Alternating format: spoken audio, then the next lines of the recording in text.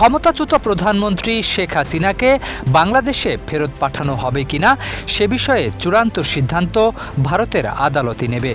সেক্ষেত্রে বেশ কিছু বিষয়কে সামনে আনা হয়েছে। এ বিষয়ে জানিয়েছেন ভারতের শীর্ষ সরকারি কর্মকর্তারা। প্রত্যর্পণ ইস্যুতে ঢাকা ও নয়াদিল্লির মধ্যে নিবিড় আলোচনা চলছে বলেও জানা গেছে। ভারতের এক শীর্ষ কর্মকর্তা জানিয়েছেন, শেখ হাসিনার প্রত্যর্পণের সিদ্ধান্ত রাজনৈতিক বা কূটনৈতিকভাবে নেওয়া হবে না। বিষয়টি শেষ পর্যন্ত বিচারিক প্রক্রিয়ার মধ্য দিয়েই নিষ্পত্তি হবে। এ সময় বাংলাদেশে শেখ হাসিনার বিরুদ্ধে আনা অপরাধগুলো ভারতের আইনেও অপরাধ হিসেবে গণ্য হয় কিনা সেটিও যাচাই করা হবে।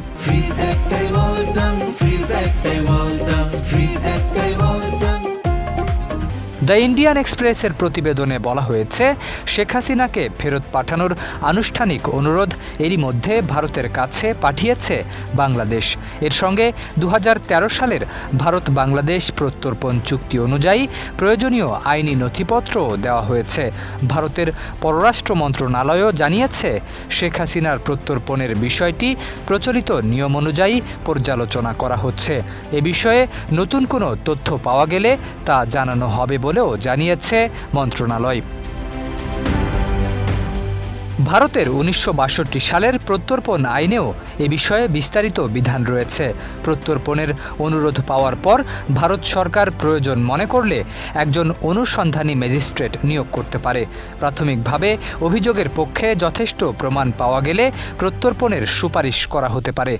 আর অভিযোগের ভিত্তি না থাকলে সংশ্লিষ্ট ব্যক্তিকে মুক্তি দেওয়ারও বিধান রয়েছে। উল্লেখ্য, ২০২৪ সালের আগস্টে বাংলাদেশে গণ-অভ্যুত্থানের পর থেকে ভারতে অবস্থান করছেন শেখ হাসিনা। প্রতিবেদনে বলা হয়েছে, নয়াদিল্লির একটি অজ্ঞাত স্থানে থেকে তিনি আওয়ামী লীগের নেতাকর্মীদের সঙ্গে যোগাযোগ রাখছেন বলে দলটির বর্তমান ও সাবেক সংসদ সদস্যরা দাবি করেছেন।